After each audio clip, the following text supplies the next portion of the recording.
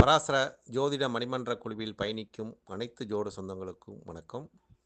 நம் பராசர மணிமன்றத்தில் பரிவர்த்தனை பெறும் கிரகங்கள் எவ்வாறு பலன் தரும் என்பதை தங்களின் அனுபவம் சார்ந்த ஜாதக சார்ந்த உள்ளார்ந்த கருத்துக்களை பதிவிடுங்கள் என்று இந்த பராசர மணிமன்றத்தில் ஒரு கருத்தை முன்வைத்திருந்தேன். அதற்குண்டான அனைவரும் தங்களுக்குண்டான ஒரு அனுபவ ரீதியான ஒரு கருத்துக்களையும் தங்கள் அனுபவத்தில் பார்த்த ஜாதகத்தின் ஒரு ஒரு சில நிலைப்பாட்டையும் சொன்ன ஒரு விளக்கங்கள் ஒரு நிதர்சனமான ஒரு உண்மைகள் தான்.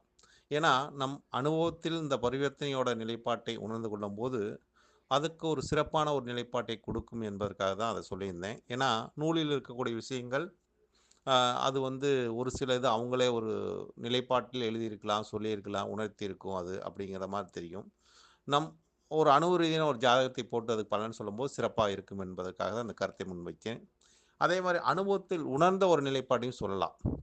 அது மாதிரி இதற்கு உண்டான ஒரு கருத்தையும் சுக்கிரன் செவ்வாய் பரிவர்த்தனை எவ்வாறு இருக்கும், அதாவது சுக்கிரனும் செவ்வாயும் பரிவர்த்தனை எவ்வாறு இருக்கும், அது நடந்த தசாகாலங்கள் வழியாக அந்த கருத்தை பதிவிடுகிற நண்பர்களே. ஏன்னா கன்னியா லக்கினம் ஜாதகம் சுக்கிரன் தன பாக்கியாதிபதி, அதாவது 2க்கும் 9க்கும் பாக்கியாதிபதியாக வரக்கூடிய சுக்கிர பகவான் 3ஆம் பாவத்தில் இருக்கிறார்.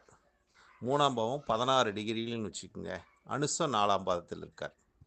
அப்போ 9க்கும் 2 கூடிய சுக்கிர பகவான் அனுசம் 4ஆம் பாவத்தில் விருச்சிகத்தில் இருக்கார்.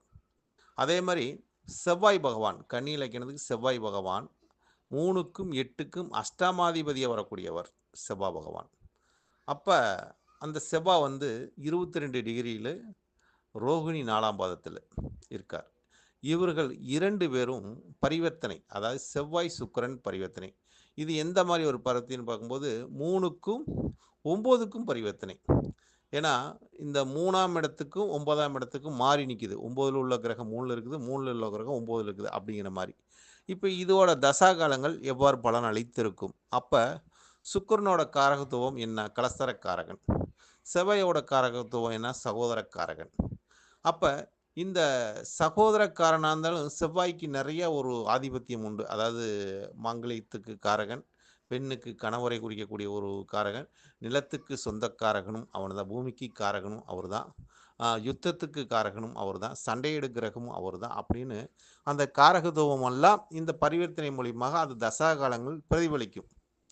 அதே மாதிரி சுக்கிரனுக்கு வந்து நம்ம வந்து மனைவியை குறிக்கக்கூடிய ஒரு காரகம், மகிழ்ச்சியை குறிக்கக்கூடிய ஒரு காரகம் அப்படின்னு நம்ம எடுத்துக்கலாம். அப்போ இந்த இரு கிரகங்களோட ஆதிபத்தியம் நமக்கு வந்து அவரோட லக்கணத்துக்கு என்ன ஆதிபத்தியம் வருது. ஏன்னா எந்த ஒரு ஜாதகத்துக்கும் பரிவர்த்தனை பெறக்கூடிய ஒரு கிரகத்தோட லக்கணத்தோட ஆதிபத்தியத்தை வச்சு தான் நம்ம அதுக்கு உண்டான சரியான பலனை கண்டுபிடிக்க முடியும், சொல்ல முடியும் என்பது தான் என்னோட கருத்தாகும்னு வச்சுங்களேன். அப்போ கன்னியா லக்கணத்துக்கு தன பாக்கியாதிபதி குடும்பாதிபதியாக வரக்கூடிய சுக்கிர பகவான், அதே மாதிரி பாக்கியத்துக்கு வரக்கூடிய ஒரு சுக்கிர பகவான், தந்தைக்கு ஸ்தானத்துக்கு அதிபதியாக வரக்கூடியவன் சுக்கிர பகவான் தான். அப்போ அந்த ஸ்தானாதிபதி 3ல் இருக்கும்போது எந்த மாதிரி ஒரு பலனை அந்த தசா காலங்களில் கொடுத்துருக்கும் அப்படிங்கிற ஒரு நிலைப்பாடு. ஏன்னா அவர் வாங்கிய சாரம் என்ன எதுன்னு பார்க்கும்போது, ஏன்னா அது ஆதிபத்தியத்தையும் பார்த்தாரு, வாங்கிய நட்சத்திரத்தையும் பார்த்தாகணும். சனியோட சாரம், சனி இந்த இந்த ஜாதகத்துக்கு சனி 6 யோகாதிபதியாக வரக்கூடியவர், 5க்கும் 6க்கு அதிபதியாக வரக்கூடிய சாரத்தை பெற்று 3ல் இருக்கார்.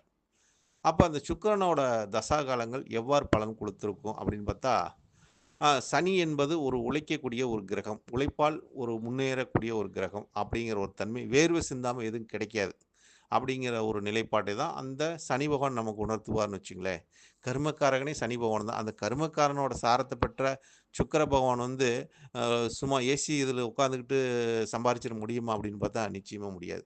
கஷ்டப்பட்டா லாபம் கிடைக்கும், கஷ்டப்பட்டா சந்தோஷம் கிடைக்கும், கஷ்டப்பட்டா பணம் கிடைக்கும், கஷ்டப்பட்டா நல்லா இருக்க முடியும் அப்படிங்கிற ஒரு நிலைப்பாட்டை சனி பகவான் யாருக்கு உணர்த்தி கொடுப்பா? சுக்கிரனுக்கு உணர்த்தி கொடுப்பார். அப்படிங்கிற மாதிரி அந்த சுக்கிரன் சிறு வயசுலேயே அந்த தசா காலங்கள் வந்த நாள், அதாவது அந்த சுக்கிரனோட தசா காலங்கள் 20 ஆண்டு காலங்கள், அந்த 20 ஆண்டு காலங்கள் அந்த ஜாதகர் அனுபவிக்கும் போது எந்த மாதிரி அனுபவிக்கணும் அப்படிங்கிற ஒரு நிலைப்பாட்டையும் இந்த ஜாதகத்துக்கு நான் சொன்ன ஒரு நிலைப்பாட்டுக்கு மிக அற்புதமான ஒரு பலனை, ஏன்னா குடும்பாதிபதியாக வரக்கூடிய சுக்கிர பகவான் குடும்பஸ்தானத்தை அமைத்து கொடுத்து, அதாவது தனஸ்தானத்துக்கு அதிபதியாக வரக்கூடிய குரு குரு சுக்கிர பகவான் தனத்தை அமைச்சு கொடுத்து குடும்பத்தையும் அமைச்சு கொடுத்து மகிழ்ச்சிக்கு சொந்தக்காரன் சுக்கிர பகவான் தான், கலசரத்துக்கு சொந்தக்காரன் சுக்கிர பகவான். இதை அனைத்தையுமே அந்த சுக்கிர மகா திசையில் பாக்கியத்தை அருளிச்சு என்று தான் சொல்ல வேண்டும். பாக்கியத்தை கொடுத்துச்சு. சனியோட ஒரு சாரத்தை பெற்றினால் எளிதான ஒரு பாக்கியம் இல்லை. ஒவ்வொன்றிலையும் கஷ்டப்பட்டு அந்த கஷ்டத்தை உணர்ந்து ஒரு அனுபவிக்கக்கூடிய தன்மையை அந்த சுக்கிர பகவான் கொடுத்தார் என்று தான் சொல்ல வேண்டும். அடுத்தது இப்போ இது சுக்கிர பகவானோட நிலைப்பாடு நல்ல ஒரு நிகழ்வை தான் கொடுத்தார். 20 ஆண்டு காலமும் நல்ல பலனை கொடுத்துருக்காரு. அடுத்து செவ்வாய் பகவான் இந்த ஜாதகத்துக்கு எடுத்துக்கிட்டோம் இல்லை கன்னியா லக்கினத்துக்கு 3க்கும் 8 அஷ்டமாதிபதி. அது வக்கரம் பெற்று வேற 9ல் இருக்கார். அப்போ 9லேருந்து அவரோட தசாகாலங்கள் நடக்குது. எப்படி இருக்கும்? அவர் 3ஆம் இடத்துக்கு உண்டான பலனை கொடுப்பாரா, 8ஆம் இடத்துக்கு உண்டான பலனை கொடுப்பாரா, இல்லை 9ஆம் இடத்துக்கு உண்டான ஒரு பலனை கொடுப்பாரா, இல்லை வாங்கிய சாரத்துக்கு பலனை கொடுப்பாரா? இந்த மாதிரி ஒரு நிலைப்பாடு நமக்கு ஒவ்வொருத்தருக்கும் அந்த பாவத்தை பார்க்கும்போது, அந்த கிரகத்தை பார்க்கும்போது இது நமக்கு உணர்த்தி நிச்சயமாக கொடுக்கும்னு வச்சுங்களேன். அப்போ நம்ம செவ்வாய் அமர்ந்த பாவத்துக்கு முதல் பலன் எடுக்கணும். அதுக்கு அடுத்தது அவரோட நட்சத்திரத்துக்கு பலன் எடுக்கணும். அதுக்கு அடுத்தது அவர் ஆதிபத்தியத்துக்கு அந்த பரிவர்த்தனையோட நிலைப்பாட்டை உள்ளார்ந்து கவனிக்கணும். இந்த 3மே நம்ம பார்த்தாகணும். அப்போ அமர்ந்த வீட்டோட பலனை பார்க்கும்போது பாக்கியத்தை கொடுக்கக்கூடிய ஒரு நிலைப்பாடு. ஒரு அஷ்டமாதிபதி ஒரு பாக்கியத்தில் இருப்பது சிறப்பா அப்படின்னு பார்த்தா நிச்சயமாக சிறப்பு தான் என்னை பொறுத்தளவுக்கு. ஏன்னா பாக்கியாதிபதி அஷ்டம ஸ்தானத்துக்கு போனால் சிறப்பு இல்லைங்க. அவருக்கு அவை பெயர் கொடுத்துரும், கெட்ட பேர் உண்டாக்கிரும், அவர் பாக்கியத்துக்கு சரிவை கொடுத்துரும், அவர் என்னதான் சேர்த்து வச்சிருந்தாலும் அதெல்லாம் அழிச்சு போடுவார் அப்படின்னு சொல்லலாம். ஆனால் இங்கே அஷ்டமாதிபதியே போய் பாக்கியத்தில் இருக்கும்போது அப்போ பாக்கியங்கிறது நமக்கு என்ன சொல்லுவோம்? அது ஒரு நல்ல ஸ்தானம், லட்சுமி ஸ்தானம். அப்போ அந்த லட்சுமி ஸ்தானத்தில் போய் ஒரு அசுப கிரகம் இருக்கும்போது இந்த இந்த அவரோட தசாகாலங்கள் நடக்கும்போது எந்த மாதிரி ஒரு பலன் கொடுப்பேன்? அசுப பலன் வந்தாலும் தெய்வ அனுகூலத்தினால் அது சரி செய்யப்படும், அவருக்கு தெய்வ அனுகூலம் கிடைக்கும் என்ற ஒரு கருத்தையும், தெய்வ வழிபாட்டு மூலமாக நல்ல ஒரு நிகழ்வெல்லாம் நடக்கும் என்பதை அந்த செவ்வாய் அஷ்டமாதிபதி வரக்கூடிய செவ்வாய் அந்த 9ல் இருக்கிறதுனால அதை இந்த காலகட்டத்தில் அதை உணர்த்தி கொடுக்குறார் ஜாதகத்துக்கு அப்படிங்கிற ஒரு நிலைப்பாடு. அப்போ அந்த செவ்வாய் பகவானோட ஒரு நிலைப்பாடு 3க்கு அதிபதியாக வரக்கூடியவர். முயற்சி. அப்போ நம்மளோட முயற்சி இல்லாமல் எதுவுமே நடக்காது. முயற்சி கொண்டு தான் எதுக்குமே அது வெற்றி அடைய முடியும். எளிதாக நமக்கு எதாவது கிடைக்குமான்னு பார்த்தா நிச்சயமாக கிடைக்காது. ஒவ்வொன்றுக்கும் நம்ம முயற்சி எடுத்தால் சக்ஸஸ் ஆக முடியும். ஏன்னா முயற்சி ஸ்தானாதிபதி பாக்கியத்தில். அப்போ முயற்சிக்கு வெற்றி உண்டு, பாக்கியம் கிடைக்கும். அப்போ எந்த மூலியமாக போனால் பாக்கியம் கிடைக்கும்? தெய்வத்தின் மூலியமாக போனால் பாக்கியம் கிடைக்கும். வேறு ஏதாச்சும் மூலம் போனால் பாக்கியம் கிடைக்குமா? அஷ்டமாதிபதி குறுக்கு வழியில் போனால் கிடைக்குமா? நிச்சயமாக கிடைக்காது. ஏன்னா அஷ்டமாதிபதி பாக்கியத்துக்கு போயிட்டார். தெய்வ அனுகூலம்ன்ற சொல்லக்கூடிய இடத்துல இருக்கனால அது சந்திரனோட சாரத்தை பெற்றிருக்கனால லாபாதிபதி சாரம். அப்போ தெய்வத்தை சரணடையும் போது, தெய்வத்துக்கிட்ட வேண்டும் போது நமக்கு ஒவ்வொன்றும் கிடைக்கும் என்ற ஒரு உண்மையான ஒரு நிலைப்பாட்டை அஷ்ட சக்திகளை பெறக்கூடியது அஷ்டம திதின்னு சொல்லுவோம். அதே மாதிரி அஷ்டமாதிபதி எங்கே இருக்காரோ அந்த அந்த நிலைப்பாட்டை உணர்த்தி வைப்பார். அப்போ அஷ்டமாதிபதிங்கிறது நம்ம சாதாரண எடுத்துக்க முடியுமா? அவர் எல்லாத்தையும் கொடுக்கக்கூடியவர் அவர் தான்.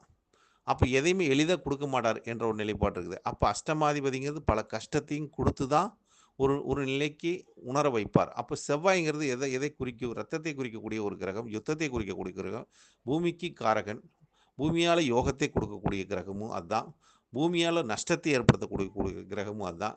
அதாவது நல்லதும் அதுதான், கெட்டதும் அதுதான் அப்படிங்கிற தன்மையை செவ்வாய் உணர்த்தி கொடுப்பார்னு வச்சுங்களேன். அப்போ அந்த செவ்வாய் லாபாதிபதி சாரத்தை பெற்றிருக்கனால அஷ்டமாதிபதி லாபாதிபதி சாரம். அப்போ அதிர்ஷ்டம் உண்டான்னு பார்த்தா அதாவது அதிர்ஷ்டங்கிறது எதில் இருக்குது அப்படின்னு பார்த்தா அவங்கவுங்களோட ஒரு நிலைப்பாடு வாழ்க்கையில் செய்த ஒரு புண்ணியத்தினாலையும் செய்த ஒரு நிலைப்பாட்டுக்கு தான் அதிர்ஷ்டம் கிடைக்கும். எது செய்யலினா கிடைக்காது அப்படிங்கிற ஒரு தன்மை. ஆனால் அஷ்டமாதிபதிங்கிற ஒரு கஷ்டத்தை அனுபவிக்காமல் கஷ்டத்தை படாமல் எதையுமே அதிர்ஷ்டம் கிடைக்காது அப்படிங்கிற ஒரு தன்மை இருக்குது. ஏன்னா ஒவ்வொருத்தருக்கு கண்கட்ட பிறகு சூரிய நமஸ்காரம் மாதிரி, அதாவது உயிர் போனதுக்கப்புறம் நமக்கு பணம் வந்து என்னங்க பிரயோஜனம், யாருங்க அனுபவிப்பா அப்படின்னு மாதிரி, அதுக்கப்புறம் வந்து என்னங்க பண்ணுறது அப்படிங்கிற மாதிரி அஷ்டமாதிபதி கொடுத்துருவார்னு வச்சிங்களேன். அது மாதிரி அஷ்டமாதிபதிங்கிறது எளிதான ஒரு பலனை கொடுப்பாக்க மாட்டார். அப்படி கொடுத்துட்டாருன்னா அதில் பல பிரச்சனைகளையும் கொடுத்துருவார் என்ற ஒரு நிலைப்பாடு இருக்குது. இருந்தாலும் அந்த பரிவர்த்தனை யோகத்துக்கு உண்டான ஒரு நிலைப்பாட்டை அஷ்டமத்துக்கு பலன் கொடுப்பாரா, இல்லை முயற்சிக்கு பலன் கொடுப்பார்னு பார்த்தா முயற்சிக்கு தான் பலன் கொடுப்பார். ஏன்னா அந்த பரிவர்த்தனை யோகங்கிறது அது ஒரு சிறப்பை தருகிறது. ஏன்னா 3ஆம் இடங்கிறது 9ஆம் இடங்கிறது ஒரு நல்ல பரிவர்த்தனைன்னு எடுத்துக்கலாம். ஏன்னா 3ஆம் இடம் தான் அவ்வளோ பெரிய அசுபஸ்தானம் கிடையாது. ஒரு மனிதனோட வெற்றிக்கு முதல் முதல் துணை நிற்கக்கூடிய இடமே 3ஆம் பாவம் தான். அப்போ சொந்த முயற்சியினால் ஒரு முன்னுக்கு வரக்கூடிய தன்மை அந்த செவ்வாய் பகவான் தைரியத்தையும், தன்னம்பிக்கையும், துணிச்சலையும், தைரியத்தையும் ஒரு வரவழைக்க கொடுக்கக்கூடிய ஒரு தன்மையும் இந்த செவ்வாய் பகவானுக்கு உண்டு. அதே மாரி அந்த செவ்வாய் பகவானால் அந்த பாக்கியத்துக்கு ஒரு அவைப்பேரும் குடுக்காம ஒரு காப்பாத்திக்கிட்டு வர்றாருன்னா, அது 9ஆம் இடத்துக்கு ஏன்னா அஷ்டமாதிபதிங்கிறது அவைப்பேர குடுக்கும். 9ஆம் அதிபதி கௌரவத்தை குடுக்கும். அப்ப அவர் 9ல இருக்கிறனால லாபாதிபதி சாரத்த பெற்றிருக்கனால, அப்ப எவ்வளவுதான் ஒரு பிரச்சனை இருந்தாலும் அதிலிருந்து காக்கக்கூடிய ஒரு தன்மை அந்த செவ்வாய் பகவான் குடுக்கிறார். இது அனுபவத்தின் உணர்ந்த ஒரு நிலைப்பாடு. அந்த செவ்வாய் பகவான் 9 அந்த 9ல் இருக்கிறனால லாபாதிபதி சாரத்த பெற்றனால், அதே மாரி வக்கரம் பெற்றதனால், அஷ்டமாதிபதிக்கு உண்டான பலன் அவர் குறைத்து கொடுத்து, அந்த பாக்கியத்துக்கு உண்டான பலனை நிறைவாக குடுக்கிறார். அதே மாரி இந்த காலகட்டங்கள் இந்த அஷ்டமாதிபதியோட திசையில அந்த பாக்கியத்தில உட்கார்ந்திருக்கிறனால, தெய்வ வழிபாட்டு மூலமாக அனைத்துமே ஒரு சக்சஸ் ஆகக்கூடிய ஒரு தன்மை இருக்கிறனால், இதை நான் உணர்ந்த கருத்தையும், உள்ளார்ந்த கருத்தையும், அனுபவத்தின் உண்மையான ஒரு நிலைப்பாட்டையும் இந்த பராசர மணிமன்றத்தில் பதிவிட்டிருக்கிறேன் நண்பர்களே. செவ்வாய், சுக்கிரன் பரிவர்த்தனை என்பது ஒரு ஆண், பெண் அ கிரகம் என்று சொல்லக்கூடிய இடத்து நிக்கும். அதாவது மனைவிக்கு வந்து கணவர் செவ்வாயா வருவாரு. ஆ சுக்கிரன் வந்து ஆணுக்கு வந்து மனைவியா வரக்கூடியவங்க. இவங்க 2 பேரும் பரிவர்த்தனை பெற்றிருப்பது, ஆண், பெண் ஒரு வாழ்க்கைக்கு, இல்லற வாழ்க்கைக்கு மிக அற்புதமான ஒரு பலனையும், இல்லற வாழ்க்கைக்கு நல்ல ஒரு ஒற்றுமையும், கணவன் மனைவி வாழ்க்கையில நல்ல ஒரு அண்டர்ஸ்டாண்டிங் ஒரு நிலைப்பாட்டையும், இந்த செவ்வாய், சுக்கிரன் பரிவர்த்தனை மிக அழகாக குடுக்கிறது. ஒருத்தரை ஒருத்தரை புரிஞ்சு கொள்ளக்கூடிய தன்மையும், விட்டுக் கொடுக்கும் தன்மையும், அதே மாரி அவங்கவங்க மனசில் தோன்றக்கூடிய விஷயத்தை இந்த செவ்வாய், சுக்கிரன் வந்து பிரதிபலிக்கிறார். அது ஆணுக்கு தோன்றக்கூடிய விஷயம் சரி, பெண்ணுக்கு தோன்றக்கூடிய விஷயம் சரி, கணவன் மனைவிக்குள்ள வரக்கூடிய ஒரு அண்டர்ஸ்டாண்டிங் இருக்கு. இந்த செவ்வாய், சுக்கிரன் மிகப்பெரிய ஒரு பலத்தையும், மிகப்பெரிய ஒரு நன்மையும் குடுக்கக்கூடிய ஒரு நிலைப்பாட்டை, இத வந்து செவ்வாய், சுக்கிரன் பரிவர்த்தனைனா ஒவ்வொருத்தங்க தவறா அத கணக்கிடுறாங்க. அதோட நிலைப்பாட்டை வைத்து தான் நம்ம எந்த ஒரு ஜாதகத்துக்கு பலாபலனை சொல்லணும் என்பது ஒரு கருத்தாக, இந்த செவ்வாய், சுக்கிரனோட பரிவர்த்தனை ஒரு உண்மையான ஒரு நிலைப்பாட்டையும், அதோட தசா காலங்கள் நடந்த நிகழ்வையும் அ அனுபவத்தில் பார்த்து உணர்ந்தனால் இந்த கருத்தை உங்களிடத்தில் பதிவிடுகிறேன் நண்பர்களே. நன்றி, வணக்கம். வாழ்க வளமுடன். பரமத்தி வேலுலருந்து சந்திரன். ஏன்னா, இந்த தலைப்பு போட்டேன். இந்த தலைப்புக்கு உண்டான ஒரு விளக்கத்தை நான் கண்டிப்பா குடுத்தாகணும். அப்ப அந்த தலைப்புக்கு உள்ளார்ந்த ஒரு கருத்துக்களை குடுக்கணும்னு தான் 2 நாளா இதுக்கு வெயிட் பண்ணிட்டு இருந்தேன். அதனால தான் இந்த கருத்தையும் பதிவிடுகிறேன் நண்பர்களே. ஏன்னா செவ்வாய், சுக்கிரன் பரிவர்த்தனை என்பது ஒவ்வொரு ஜாதகத்துக்கும் நற்பலனை அளிக்கக்கூடிய ஒரு கிரகங்கள் இந்த செவ்வாய், சுக்கிரன் தான். இந்த கிரகங்கள் எந்த ஜாதகத்திலும் கெடாம இருப்பது மிகப்பெரிய ஒரு பலத்தை கொடுக்கும் ஜாதகத்துக்கு. நன்றி, வணக்கம். வாழ்க வளமுடன். பிரமத்தி வேலுடன் சந்திரன்.